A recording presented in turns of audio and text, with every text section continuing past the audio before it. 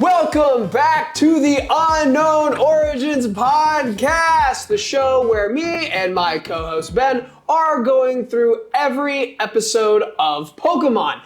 This week we're going to be looking at episodes 8, 9, and 10. And you can go ahead and look at all the previous episodes if you want. And we encourage that, and we encourage you guys watching along at home. Watch the episodes before this, after this. Get caught up for next time. We'll talk about what episodes we're going to talk about in the next coming days. So, with that being said, Ben, how are you doing today? I'm doing pretty good. I have a cast on my wrist, but aside from that, I'm great. Like, what happened with that? Oh, it was your DJing stuff, right? Yeah, so my DJ stuff. Shout out Discjockeymonkeyboys there. I was setting up my lights, and yeah, it didn't go so well. So, we're good now, though. Just sprained. Won't be broken. Won't be on there for long. We're good. All right, yeah, we're okay. Everything's fine. I'm good. I have not sustained any injuries, so that's good. And we're just gonna jump right into episode 8 of Pokemon Indigo League. This episode was titled Path to the Pokemon League, and it was released May 20th, 1997 in Japanese, and September 17th, 1998 in English. Now, Ben, I have the new segment that I would like to do, because I was editing the episodes that you've already seen. And in the last episode, we were talking about who's that Pokemon and how mysteriously it's not around. Okay. Well, turns out it was in the original broadcast. We just don't have them on our versions. They've been edited out for some reason. So I am going to play a little game with you. Okay. Where I ask you, what was the Pokemon in the Who's That Pokemon? So it's not who is that Pokemon, it's who was that Pokemon. So, Ben. I like that. In the Who's That Pokemon segment from this episode, who was that Pokemon? I can almost guarantee it was Sandshrew. It was Sandshrew. There we go. They always made them really obvious. Like, they've said the name 6 times in the episode, and then they went to commercial break. Like, it just, you know. Yeah, it was always a Pokemon that had to do with the episode. Yeah. Sometimes, like, they wouldn't quite get there, and you're like, oh, like, why are we talking about that Pokemon? And then literally and then after 10 minutes later, yeah. Immediately after the break, it's like, oh, look, it's a Helioptile. Oh, that's why. Helioptile.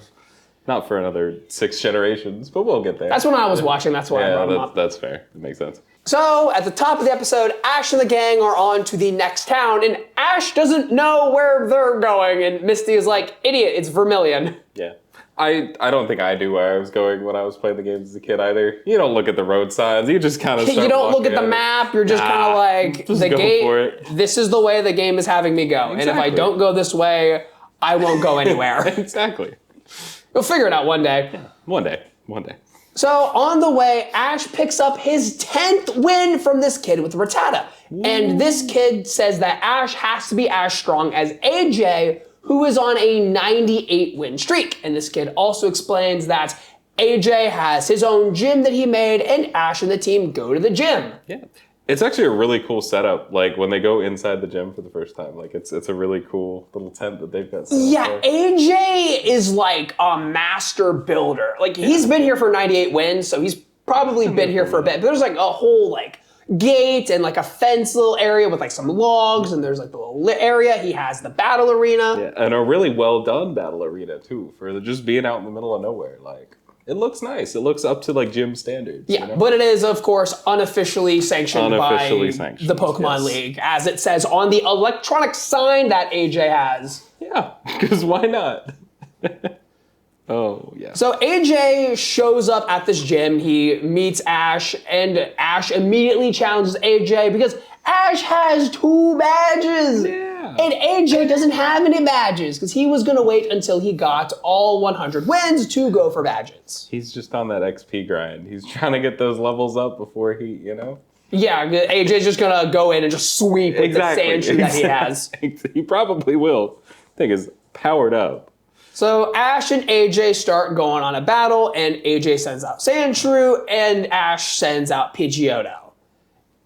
And AJ is using a whip on this Sandshrew. Yeah, for no real reason. Like, he could have just said the commands. I don't know. Maybe that's just... So, you know how Pokemon have, like, abbreviations where it's, like, Pokemon BW and Pokemon, like, RNS for Ruby and Sapphire? Yeah.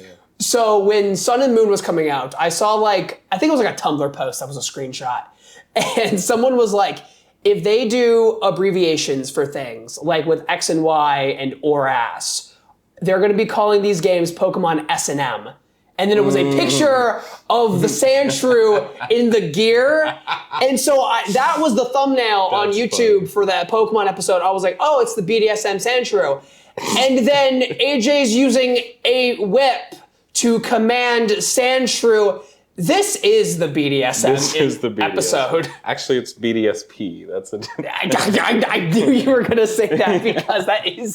They keep crossing. It's like S&M, BDSP. They get it as close as they can without actually doing it. Yeah, because Europe would take problem with it. They have to change it. Yeah, that's true. Freaking Europe. So, no offense to any Europeans watching. So Ash sends up Pidgeotto, and he thinks, I got this easy. And we see the first instance of the backseating in Pokemon. Well, kind of the first instance. Misty wasn't really backseating, though, in that episode against Brock. Yeah, She was there, but she wasn't doing, like, the thing that everyone talks about with Pokemon. And with, like, shoujo anime, no. It's shonen anime, where in, like, things like Dragon Ball, Beyblade, and, like, stuff like that, there will be the person who is having the fight. And then there will be that person's friends in the stands, you know, talking about the fight and doing the narration. You can probably see what's happening, but they are still just, like, saying what's on the screen. Yeah. I feel like Yu-Gi-Oh! Is another one that does that, like, a lot. Like, whoever's in the duel is, you know, but... Anyways. They do it in Food Wars too. It's like every shonen anime has to have like the backseating. Right. And Brock is the one who usually leads it in Pokemon. And we see that here where Brock is... Well, yeah, because AJ insulted the gym leaders because, because Ash made a comment about he has 2 badges already. And AJ is like, well, any gym leader that you got a badge from had to have just given it away. Yeah, those guys must have been whips. And it's the 2 gym leaders that are right there, which I found really funny. Yeah, Brock and Misty already have a problem with AJ. And Ash also has a problem with AJ, as we will get into as we move on. Yeah. And so Brock is like, Pidgeotto is strong against Sandshrew because it's a flying type Pokemon. Ground type Pokemon won't be able to affect it. And then Sandshrew starts flying around doing somersaults and flippy-doos. Defense, curl, roll out. Roll out is a rock type move, so it's good against the flying Pokemon. Right. So it's like, it's type coverage. It makes sense, but you're not thinking about that this early on in the game. At least Ash definitely isn't. Right. He just sends in the flying Pokemon against the ground and assumes he'll win. So Pidgeotto takes the loss, and then he sends out Butterfree too, and that takes a loss as well. It does. So all Ash has left is Pikachu, but Pikachu says, that doesn't work for me, brother, and he ain't going. Yeah. Ash is dragging him, and Pikachu's holding on for dear life. And I think that's a cute touch, because Pikachu, like, knows, like, I can't touch that thing. Yeah. Oh, yeah. It might have, like, kind of slightly been a nod to, like, the Pokemon's too high level, it won't listen to you type thing, because they, like, really over-leveled him before Brock's gym, I thought maybe that had to... Yeah, I forgot that's, like, a mechanic, because I've never really run into it, because it's only for traded Pokemon, right? Now it is. It used to be anything. Okay. But now it's anything... Actually, in the current games, it's anything you caught at a higher level. So if you only can, like, have level 15 Pokemon obey... Even if your Pokemon goes past 15, it's fine, unless you, like, catch it at, like, 18 or 19. Okay. It's weird. They've changed everything. Yeah, I forget that mechanic exists because, again, I've never ran into it. Well, when you get lost in Mount Moon and Rock Tunnel and, you get a level 35 Charmeleon. Right. So AJ goes into his little tent area that he has, and Ash follows after him, and we see all of AJ's Pokemon, and they have the little gear that I was talking about earlier. Mm-hmm. And Ash is like, what am I looking at? This looks like hell. Because the Pokemon are, like, really working, and they're working hard. Training. I mean, you think, like, Pokemon battle training, but, I mean, they're, like, lifting weights and doing laps. AJ misunderstood what gym meant. He heard Pokemon gym, and he was like, yeah, I gotta get, like, the squat rack, and I gotta get the bench press, and then... Oh, God. This is also the first instance of a full team of 6 that we've like actually seen though. Because he has a Sandshrew, he's got Butterfree, Beedrill, and then 3 Rattata. So it's like kind of... It's not a great team of 6, but it is 6 Pokemon. He's still got his starter that he overleveled like everybody does. But he does have 6. And the thing that Ash really took problem with was Sandshrew was doing a dive into a pool, and Ash was like, whoa, what are you doing? Sandshrew's weak against water types. And then Misty, she goes, wow, nice dive. It's like, thanks, Misty. Like, really appreciate that there. Of course. Yeah, but Sandshrew can't learn dives, so actually that can't happen. It was really impressive that he was able to do it that well. Like, you should be able to do that. Good job. And so Ash is like, AJ, what's your problem? Like, why are you making Sandshrew jump in the water? And AJ explains, look, man, I have trained this Sandshrew so well that he is not weakened by the water. He is doing fine, and Sandshrew hops out. He's doing good. Yeah.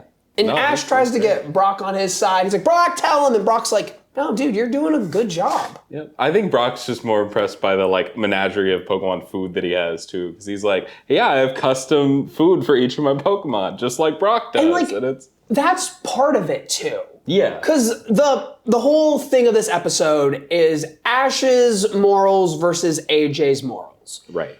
Ash sort of has this style where he's like, I am friends with my Pokemon and I kind of like listen to them and we're like buddy-buddy.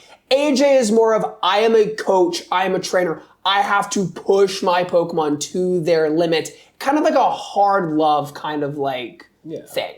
Yeah, like a hardcore like competitive Pokemon like breeding standpoint, like perfect IVs, perfect EVs.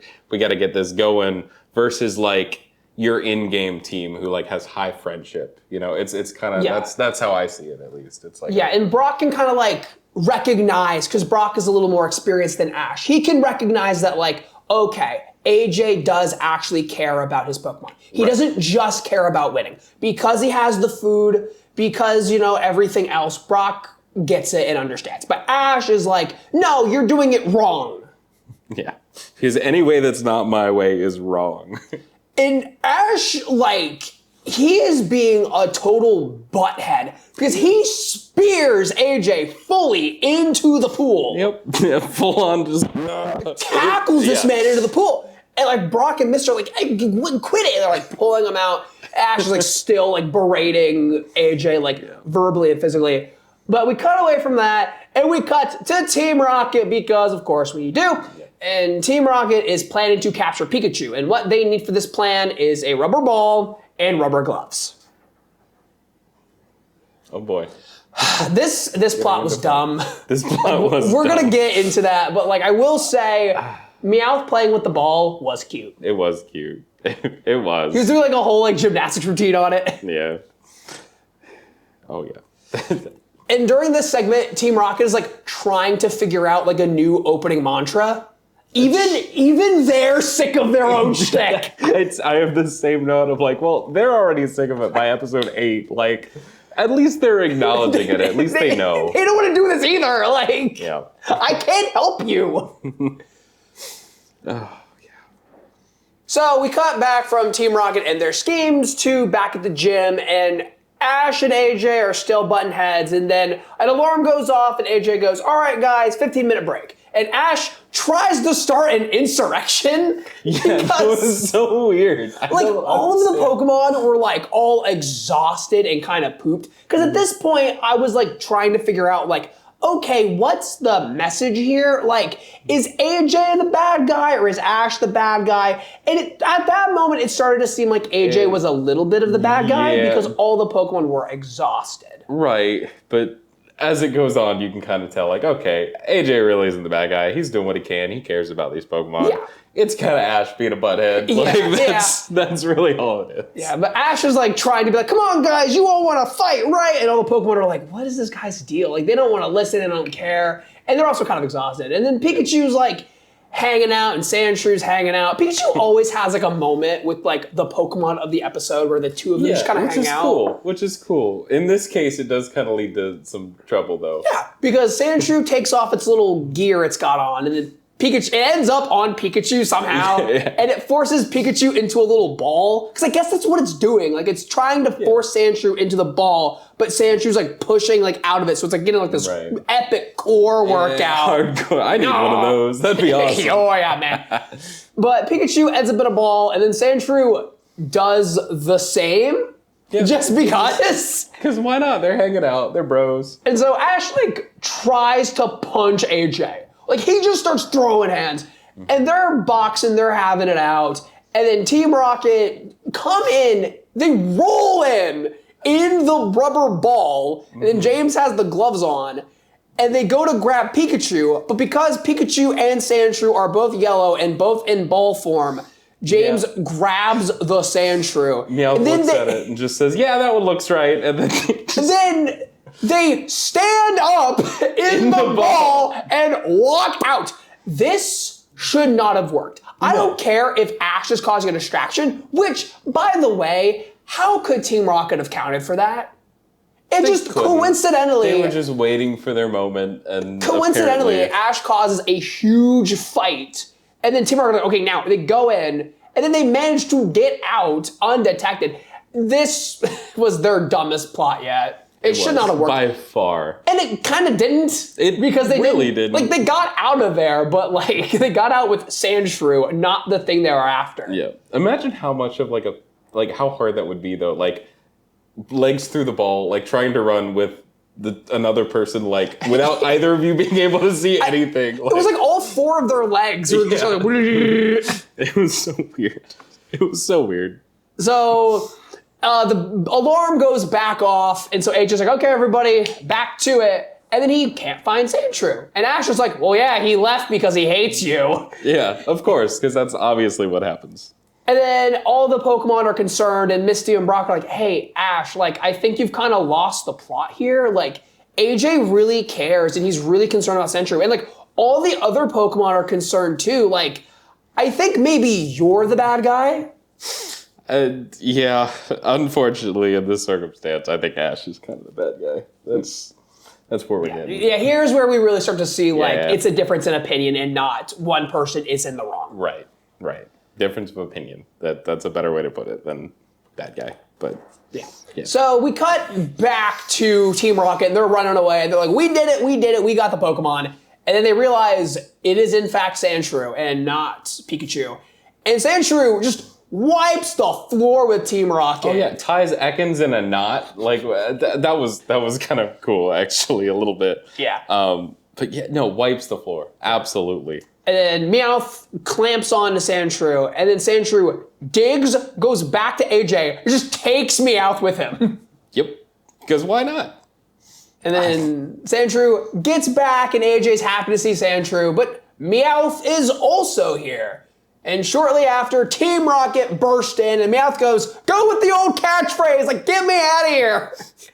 And then they do their old catchphrase, and then everything's fine, everything's back to normal. And then AJ decides, you know what? You guys are going to be my 100th win. And then we go back outside of the arena, and AJ sends out Sandshrew, and again, Sandshrew just starts cleaning house again, and Meowth makes some really dumb puns. Yeah, the whole episode, they've got like a weird little like rhyming scheme thing. It's really weird.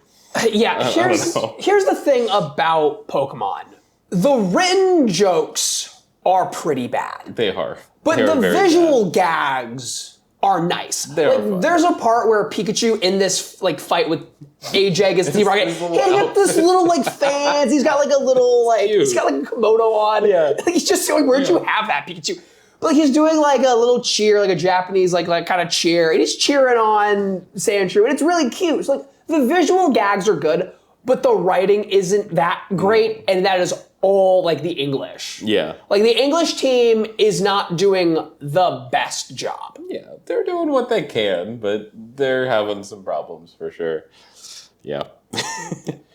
And so AJ tells Sandshrew to finish the fight with his fissure punch, and then Sandshrew jumps into the air, comes down, and there's a massive rift left in the arena. It looks awesome. It is what I imagined when I was playing the games and I used the move Fissure Like, as a kid. Like, it looks amazing. Sandshrew uses freaking Fissure Yes. to finish this fight. It is a one-hit KO. Immediately. It's done. Team Rocket blast off, and the arena is left destroyed, which is symbolic because AJ has got his 100 wins. He is done with this place, and he is going to move on, start challenging some gyms, and go on to the Pokemon League. And I thought that was a really sweet touch to destroy the arena when he was done with the place. Yes, I think that was a good way to kind of end it up.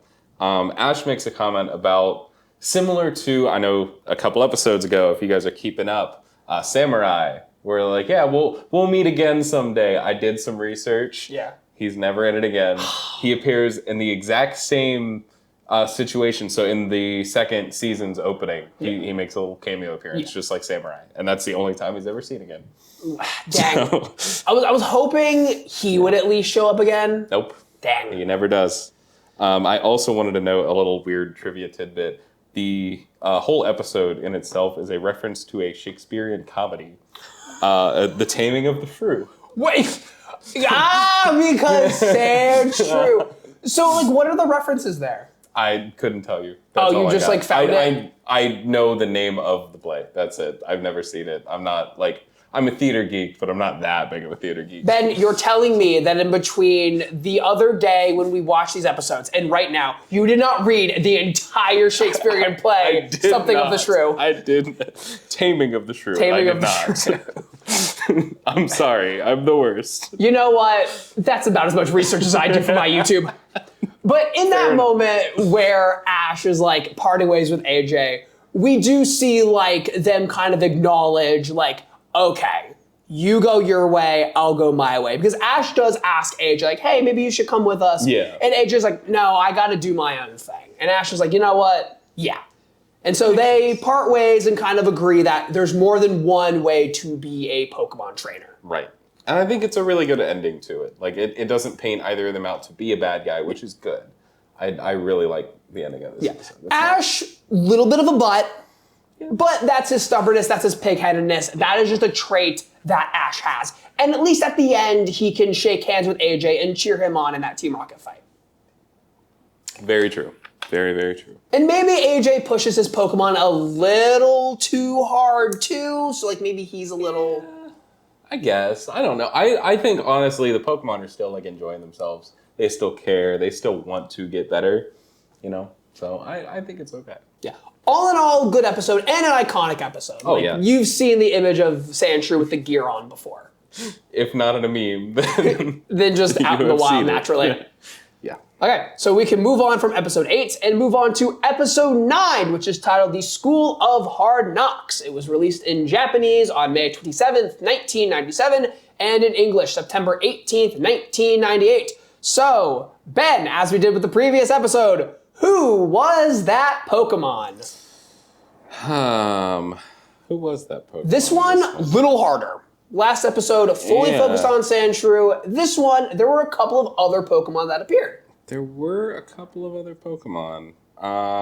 Was it Pidgeotto? It was not Pidgeotto. Okay. There was a lot of Pidgeotto talk at the beginning, though. There was. That's kind of where I was thinking. What was the Pokemon, Devon? It was Cubone, which makes a lot of sense now that I say it. Yeah, that does make sense. But, like, there was a Victory Bell in there, or a... Was it Victory Bell? Bellsprout. Weeping Bell. Weeping Bell. Was the middle one, right? Weeping Bell, yeah.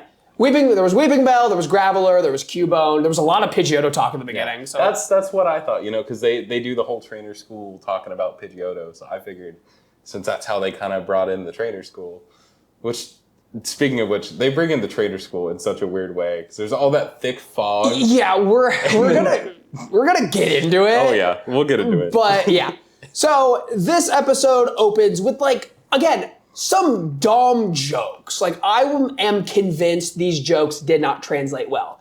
Yeah. Because it's like background, and then they're like appearing in front of the background, like just their characters. Mm-hmm. And then Ash and Misty are bickering about the bike from like 7 episodes ago. And Misty is like, I may be called Misty, but I'm clear about, and she like flashes. It was so weird. Like, I'm convinced that was like a different joke that just like doesn't translate Slightly well. didn't Like, it's got to be translate, like a Japanese idiom that they're like, yes, her flashing makes sense with this idiom. But then the English are like, I don't know, like, she's flashing. She's kind of becoming transparent, clear. I don't know. Her name's Misty. Make a pun on that. Yeah. And then Brock, like, comes in. He's like, hey, you two, like, cut it out. And then he does this weird French accent out of nowhere. Again, what is that? He's talking about crepes, and then he decides to do an accent. The crepes come later, but yeah. And then before we move on from the start, the Pallet Town theme. Yeah, they do the Pallet Town theme. That was very odd that it's just there. Like, that's not the theme that they normally start the episodes with. No, there was, I think it's in the next episode, but they use the theme for the games, for Red and Blue, as well, in the background of, like, just one of the battles that they do. And it's just really odd that they're just throwing the music in there like that. Yeah, and this episode specifically that we're going to talk about has a lot of game stuff in it. Yes, it does. It does. Which is cool. Like, I think they're kind of acknowledging that they need to tie these two things together very well.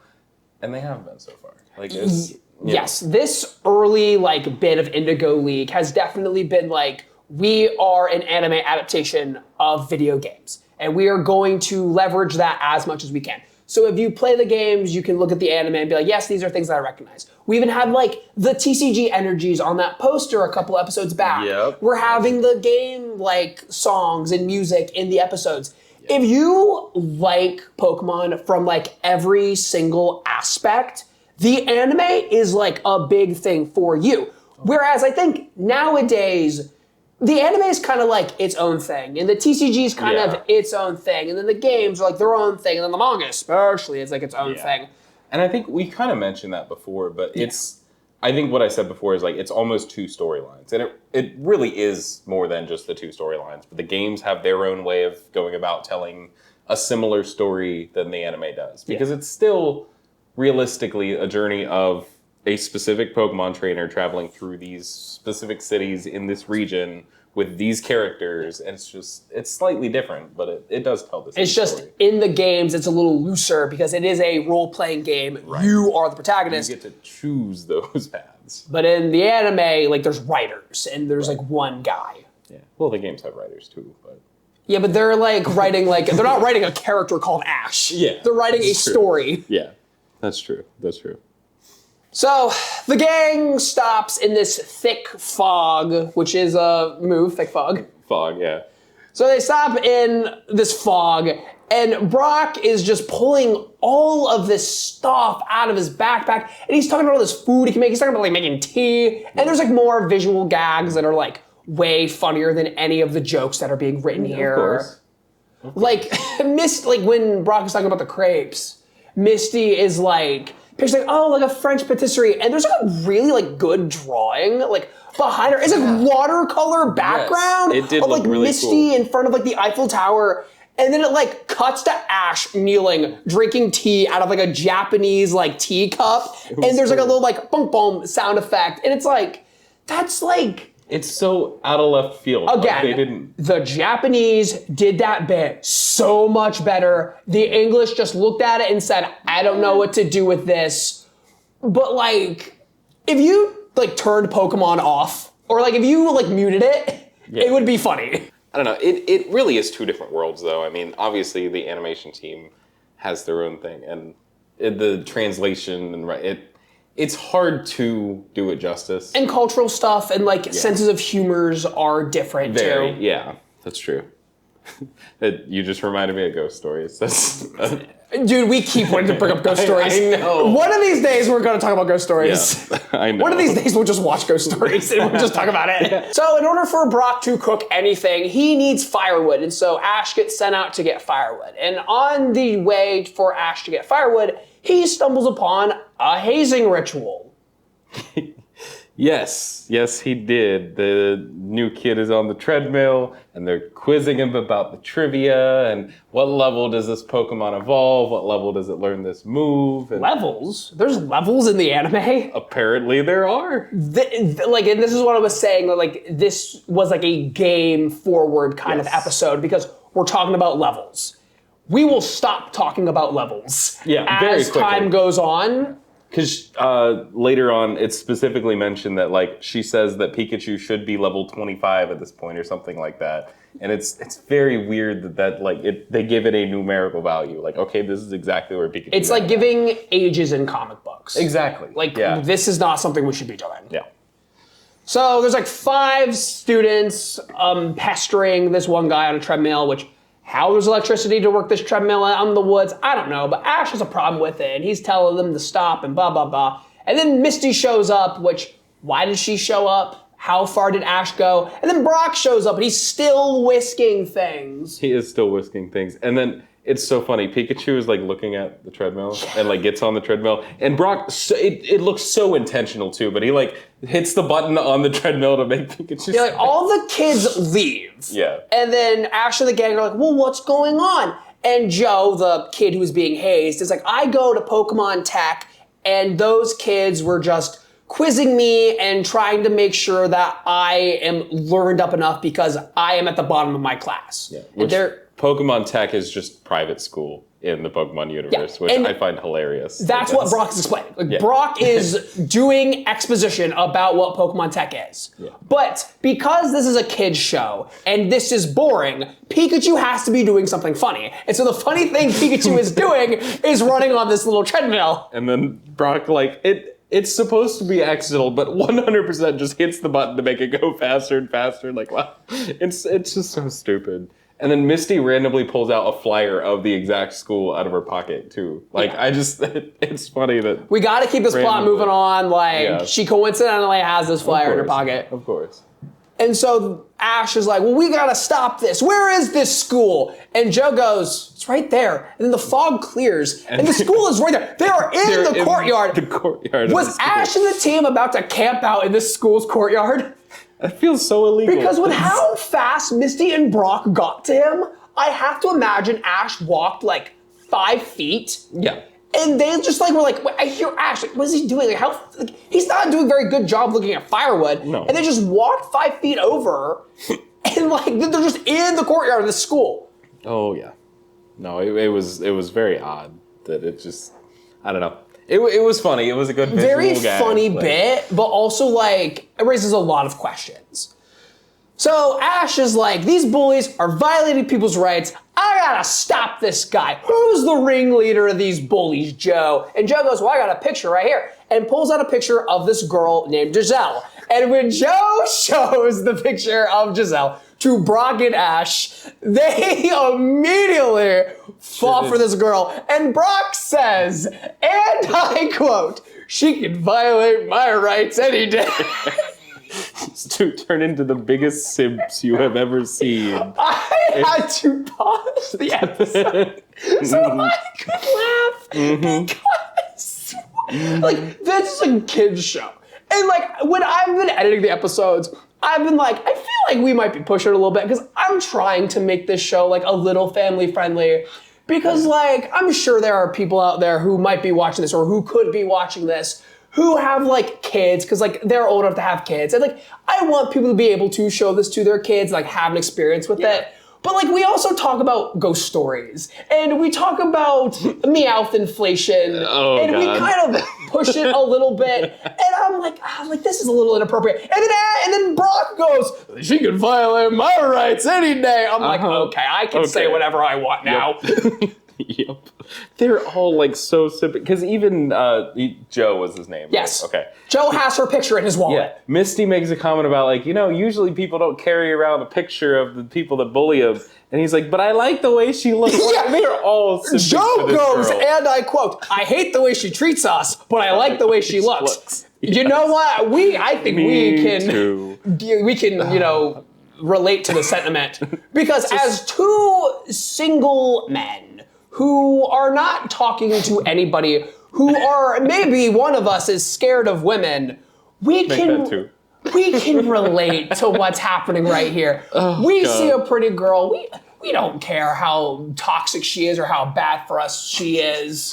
Ben and I have both had some experiences with girls. Oh yeah. But Misty, we see some characterization from Misty, where she's like, these guys are useless, this isn't right. I'm gonna show this girl what's up. Yeah. And so they all go into the school. And before we fully get into the school, Team Rocket's here. Because of course they are. They always are. Every single episode, they're here. And they talk about how they were like the flunk outs or the dropouts like, of the tech they school went randomly. here. Yeah. It's just weird that now they've made their way back. Yeah, we get some more stupid jokes, and they have a plan to do something. I don't know. Still Pikachu, probably. Yeah. The gang and Joe go into the school, and Joe is talking about how great he is and how, like, since he's like a beginner in the school, he's like, he has like the power level of someone with 2 badges. It's like he's on the level of like Ash, and Misty is like, well, I'm the gym leader who has the 2nd badge. I'm like good enough to like beat you. And Joe's like, well, actually on this little simulator here, I'm pretty good. And the simulator is literally Pokemon Red. Yeah, it's the same, like, it's got slightly less UI than you'd see in the games. Better but it is graphics. Just a battle. Better graphics, yes. Between, I think it's Starmie on the other side and his Weeping Bell. I keep wanting to say Victory Bell when I mean Weeping Bell. It's all good. I also like that the machine slightly, like, I don't know if you ever played Pokemon TCG Pocket, or not Pocket, I'm sorry. The Pokemon TCG card game video game. Oh, like a little bit on the virtual console. They look like in the game there are like these essentially the same thing. They're like battle like machines. Oh, yeah. They look very similar. So I wonder if that was kind of the inspiration for that or vice versa. Yeah. I just thought it was a neat little nod, you know? So Misty is talking about, you know, like simulation, like fight me right now, Joe. So Joe sends out his Weeping Bell, Misty sends out her Starmie, and they have a battle, and Joe is like, you know, my grass type, strong against your Starmie. And Starmie goes, bleh, and just beats Joe. And Joe's like, that doesn't make any sense. And then Giselle shows up, the ringleader of the bullies. And she starts talking about there are more ways to win Pokemon battles than just type advantages. And so she challenges Misty and sends out a Graveler. And Misty thinks she has a pretty good shot because her water-type Pokemon better than Giselle's Graveler, but Graveler manages to win because it's over-leveled. It's over-leveled to hell and back. Yeah, it is up there. I mean, these water moves aren't doing anything. And so we have like another similarity of like trainers having like different philosophies. Yes. Like Giselle is very like book smart and understands, and also like kind of is like cheap in a way where like, if I just over-level my Pokemon because I understand what levels are and no one else here doesn't. Well, yeah, because they haven't played the games. Yeah, they haven't played the simulator. So she over-levels her Pokemon, and then she's like, I can just win and I don't have to worry about weaknesses and type advantages and all that stuff. And then like Graveler like throws Starmie out the wall. Yeah, what was that? Oh my god. And so then Starmie's like laying outside the pool, and then everyone goes outside, and then there's just a battle outside. Yep, they're outside now. Yeah, like, and Giselle sucks. Like, she is so stuck up, and there's a point where she talks down Ash, and it's so annoying listening to her. It is. Because like, and she also like talks herself up and talks about my humble attitude. Like, girl, no, you can't call yourself humble. That just doesn't work. Like, she is very full of herself. Yes. And like, you were talking about how she's like, oh, Pikachu must be level 25 and he doesn't know anything and blah, blah, blah, blah, blah. Yeah. Like, she's just berating Ash. And there's a point where she's like, how long have you been training? And Ash goes 2 months. And again, I have to ask. It just throws off the timeline. What? Where did that come from? Like, how long does it take to get from Cerulean City to Vermilion City? Like, they're not even there yet. Anyway, like, they're just going to keep bringing up, like, that's how long Ash has been going, and we're just going to keep calling bull every single time. I'm okay with that. But Ash was like 2 months, and she's like, there's no way, your Pikachu should be way stronger. It should be evolved by now. Like, nah, nah, nah, nah, nah. And Ash is like, you know what? Let's just have a Pokemon battle right here, right now. And so Ash and Giselle have their fight, and she sends out a Cubone, and he sends out Pikachu. And as we all know, ground-type Pokemon strong against electric-type Pokemon. In fact, electric-type Pokemon don't even affect ground-type Pokemon. And so Pikachu, I think, tries an electric-type move, and it doesn't do anything. Work. And so Cubone then uses Leer, which, you know, using status effects. That's like not really something that happens in Pokemon. Like, we've seen, like... if they do, it's like a secondary effect thing. Like, okay, that string shot. Yeah, exactly. From like that Caterpie, it cocooned them and not literally stops them. It doesn't just lower their speed like it does in the games. It stops them. Because like you would like Lear in the anime wouldn't like be visibly like appealing, right? And like it wouldn't really look good. But she uses Lear and like. That, in like a strategy kind of way, would be like good because you're lowering the Pokemon's defenses. Right, so you can hopefully take it out in one shot. Yeah, and so Giselle is playing the games right now. Yeah. But Ash does not care. Ash has creative control, and he has plot armor. Ash has plot armor. So Ash goes, Pikachu, make a silly face back. And Pikachu goes, meh, and just walks up to Cubone like, meh, and Cubone's like, and then Giselle walks up and goes, Cubone, hit it. And Cupid just bonks Pikachu on the head, and Ash's like, hey, what are you doing? And she's like, this is a Pokemon battle. What are you doing? And so then she has Cubone use Bone Meringue, throws the bone at Pikachu. Pikachu takes the hit, and Ash is like, oh no, what are you doing? That's cheating. Because Ash doesn't like understand like what's happening. No, like, he's just playing. He's having a good time. They're having two different battles right now. Yes. And so Pikachu's getting worked over by Cubone. He got hit by that boomerang. But then Pikachu starts hulking up. He can feel it. He can feel the Pika-mania. He can feel the Pika-maniacs cheering him on. And Pikachu comes out and he turns Cubone's skull around and Cubone's blinded. And then Pikachu starts coming back with the combos. He starts using graps. He's throwing lefts, he's throwing rights, and he gets Cubone down, and Cubone's looking up at the lights, or at least he would be if he could see, and we feel the power of Pika-mania as the red and yellow runs wild! You have fun there? Yeah. That was a good one. So, basically, Ash uses hacks. Yes, to win. That's exactly because you can't turn Cubone's skull around in the game. No. No, you can't. But he does. I'm a little blown up after that. No, it's okay. I'm a little blown up after that. Take your time, take a breath, you're good. Breathe. This episode was the games versus the anime. Yes. Because Giselle is using the game logic to try to beat Ash and his BS. And his plot armor. And Ash managed to win. He did. Because the anime powers are better than the game logic.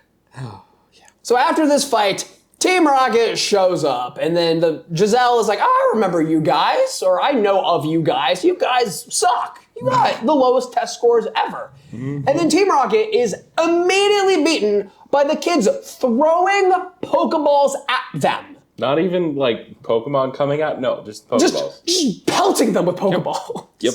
That's all it takes sometimes. They had to throw Team Rocket in there somehow, and that was the quickest way to get rid of them. Which did they have to? No. Like their formula, for their episodic formula that they have, they had to. Team Rocket did not need to be in this episode. No, they didn't. But They did not at There's all. been a couple episodes where it's like, okay, like they're justified being here. Even if, like, in passing it was mentioned, like, yeah, those, like, Jesse and James characters, like, Yeah. oh, you know, they sucked. They flunked out. They don't have to actually be there for that to be mentioned. Like, imagine, like, they had, like, a yearbook thing. And then like, you look through it. It's got, like, that would be cool. You see, like, James, like, a dunce cap on. Like, that would be a good bit. But no, like, they have to be here for some reason. Yeah. So we see a little goodbye between Ash and everyone, and then Giselle's just kind of hanging out, and Joe walks up to her, and she's like, hey, Giselle, even though you bullied me, can we still be friends? And Giselle's like, yeah, we can be friends. And then Joe says something about, like, you're not, oh, no, I, like, got that all wrong. Joe's like, you know, Giselle, like, I'm sorry that I, like, have your picture in my wallet. And Giselle's like, no, that's fine. Friends can have photos of each other in their wallet. Pictures of my friends or something like that. Like, and then Joe immediately gets friend zoned. Yep. Like, immediately. She just puts Joe like at arm's length, like, we are friends. And then Ash asks, hey, Misty, why can't we be like that? And Misty goes, because Joe didn't steal her bike. And she's back on the bike a bit. Oh, yeah. And Ash, I'm sorry, you know nothing about women, dude. You don't compare the woman. I don't know anything about women anyway. You don't know anything about women. What are you talking about? But I at least know that. You don't compare that to this. Like, no. Come on, buddy. Come on. In 3rd grade, I made an offhand comment to a girl that she reminded me of my mother. She yelled at me like you wouldn't believe. And I will never, ever compare anyone to my mother ever That's again. a good idea. Don't ever do that. Your mother is a lovely woman, but don't ever do that. So, moving on to episode 10. This one is titled Bulbasaur and the Hidden Village. It was released June 3rd, 1997 in Japan and September 21st, 1998 in English. So, Ben, who was that Pokemon? Who was the Pokemon? This one, probably Bulbasaur. It was indeed Bulbasaur. I did not know why it took you so long. I don't know. I had to think about it for a second. Just say Bulbasaur, man. Like, do not think. So, at the top of this episode, Ash has gotten the gang lost. I guess this is why it has taken him 2 months so far. Does make sense. If they keep getting lost on every route, every city, maybe it would take 2 months. So, Ash sees an Oddish just hanging out by the water. And he's like, I'm going to catch it. And Misty goes, no, you don't. I'm going to catch it. It's by the water. And my specialty is water. Misty, what are you talking about? I'm so sorry. I forgot to say this at first. But I also like to point out that the narrator is throwing a ton of shade at Ash. Like at the very beginning of this episode. He literally says, Ash must rely on his instincts. And that means trouble. And that's all he says. Well, I don't know where we're at, says Ash. Yeah. Yeah. See, here's the thing about like narrators in anime. They don't have lip flaps. They don't. They can say whatever the say heck they want. anything they want The to. only It's thing wonderful. they have to worry about is timing. Yes. Timing and somewhat telling the story. But they can do that however they want to. Yeah, they can say whatever. It heightens when you get to Love is War, and then you have Ian Sinclair just going off. So, Misty tries to catch the Oddish, but Bulbasaur stops her. And Ash really wants to catch this Bulbasaur. And he throws out Butterfree, but Bulbasaur ends up winning by blowing the sleep powder that the Butterfree blows at it back from like wind from its like little plant. Yeah, that was really weird. Bulbasaur used Gust when Bulbasaur can't learn Gust. But he did, apparently. Yeah, like Bulbasaur said, hey, Ash, if you want to use your creative control, if you want to use your anime plot armor, I'm going to use some of my own. It's kind of like a swap because now Ash is trying to use game logic and put it to sleep so he can catch it. And then Bulbasaur's like, nah, we're going to use anime now. Yeah, anime power. So Bulbasaur manages to help out Oddish and gets away. And so the gang just continues on. And they're crossing by this rope bridge that Brock says isn't on the map. And then the bridge collapses. And Brock dies. Brock falls into a very quick-moving river. How did he survive that? He didn't. The rest of this is all in the perspective of like is a hospital bed. Like he's dying. The rest of the anime is. It's like that Ash like is in a coma theory where like in episode 1 Ash like really is like dead. Yeah. But like now it's Brock is the one who's dead. The next thing that happens is somehow Brock beats this like beautiful girl out of nowhere. Like this is his paradise. Like it's a coma. It's not real. I feel like maybe Brock wouldn't have gotten rejected at the end, or maybe true. Ash wouldn't be there.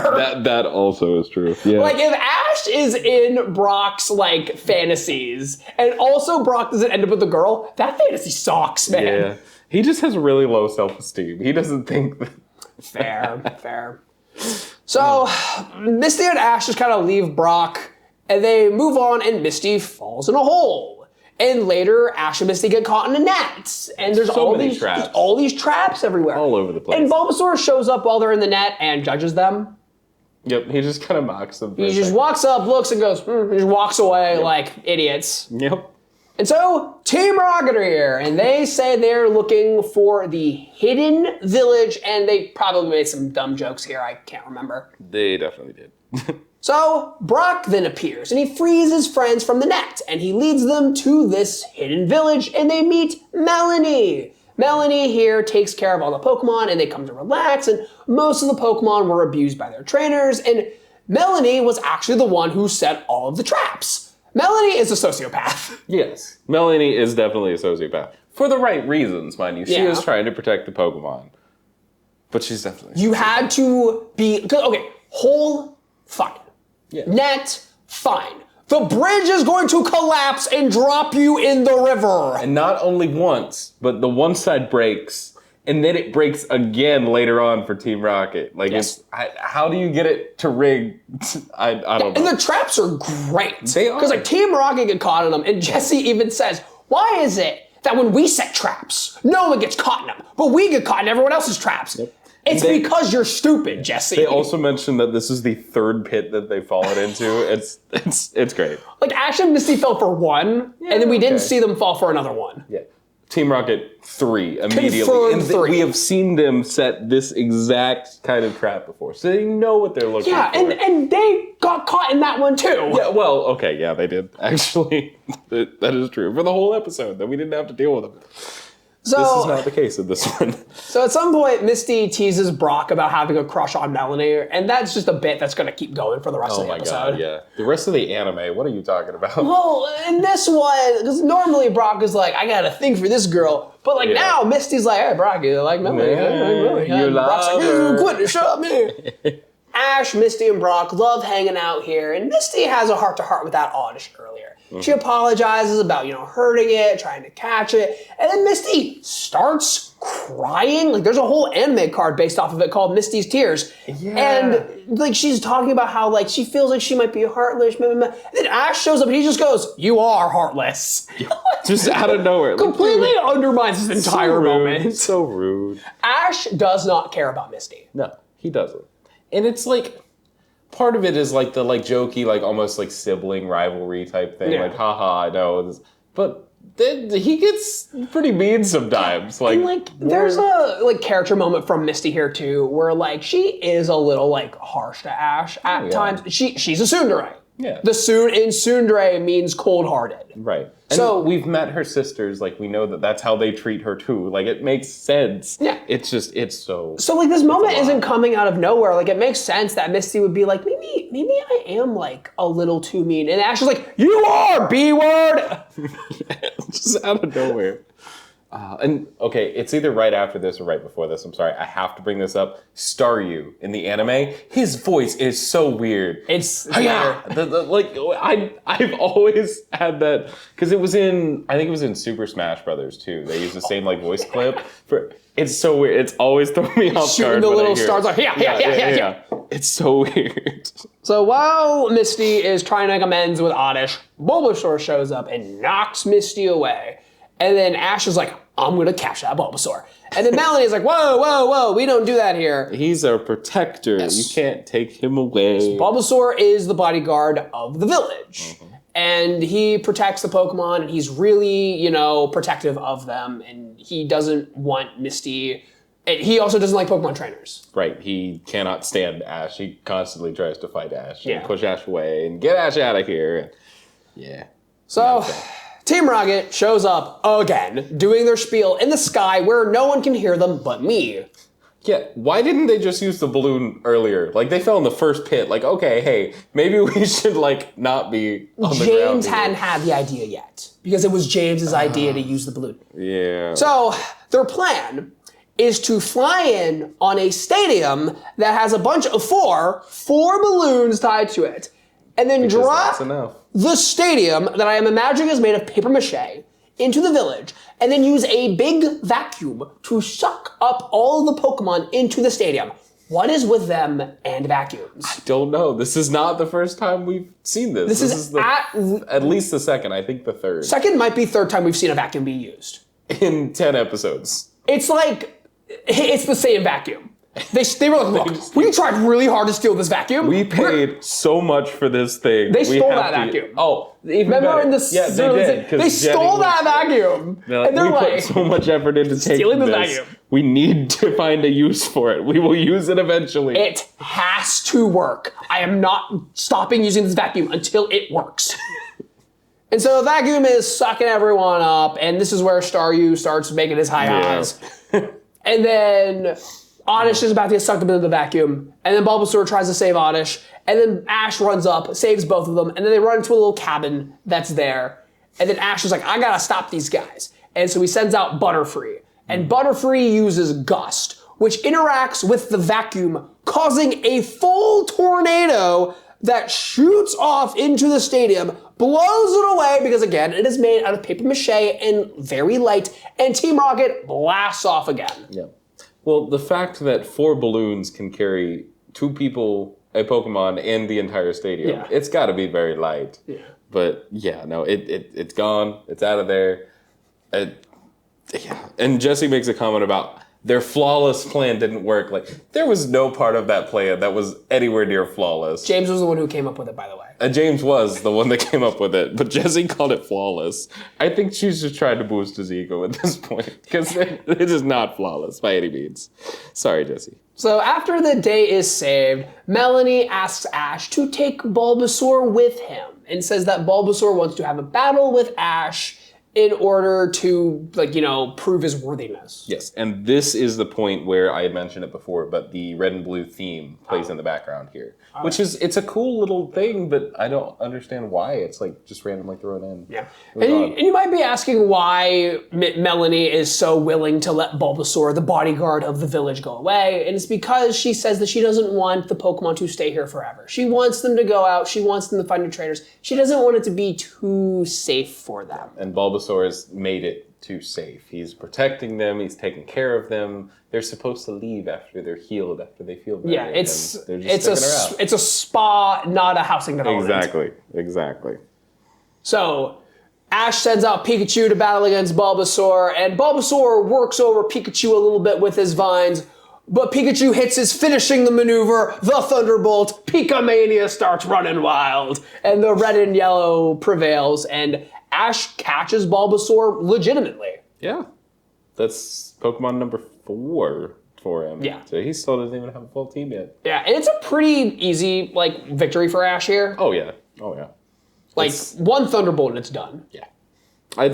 You gotta assume that, Bulbasaur kind of wants to be caught. It's not gonna be jumping out of that Pokeball. So. Yeah. Yeah. So at the end, Brock tries to stay with Melanie, but she declines, and Brock is ejected, and Misty starts messing around with him again. She's like, did you kiss her goodbye? He's like, no, shut up! And Brock, Ash doesn't, get what's going on. No, how are you that oblivious, my dude? Ash is an Aho Dere. What is an Aho Dere? Aho means, idiot or stupid. One of those 2 words. Okay. They're synonyms. Yeah. They're synonyms. And so Aho is idiot, and Dere is love. So Ash is an idiot to love. So he doesn't quite get it. Well, in 30 years, he's kissed 2 girls, and one of them turned out to be a Pokemon. So, Ash does not get it. No. You have to look at Ash and be like, Ash, I have a thing for you, and then he will understand. Yeah. We'll get there, but Serena was having a battle with that for way too long. So that's all I have about the episodes. What do you got? I think that's really it. I feel like these ones were pretty straightforward. Not to say they were bad by any means, but I genuinely enjoyed all 3. Yeah, I was having a good time with all of these. Not absolute cinema, but I wouldn't say that there was a problem with any of the episodes. No, I thought they flowed really well. I thought they went pretty smooth, aside from, I think we mentioned before, but Team Rocket not really doing anything in the middle episode there in episode 9. Yeah. But aside from that, I feel like they all flowed pretty well. They did good. All right, so with that, next time we are going to be talking about episodes 11, 12, and 13. You can go ahead and watch those, so by the time our next episode comes out, you guys will know what we're talking about, and you'll be fully prepared. So you can go ahead and follow us on all of our socials. We have a TikTok, we have an Instagram at Unknown Origins, and then subscribe on YouTube if you're watching on YouTube. At this moment present, I have not set up all of the podcast platforms, the RSS feed. So if you're listening on the RSS feed now, do all the appropriate stuff, but I just don't know if that's a thing yet. But anyway, you can also follow me at DevBrev on all platforms. Ben, where can they find you? Discjockeymonkeyboys. Anything around Ohio music needs, that's us. So. All right, so then until next time, trainers, gotta watch them all.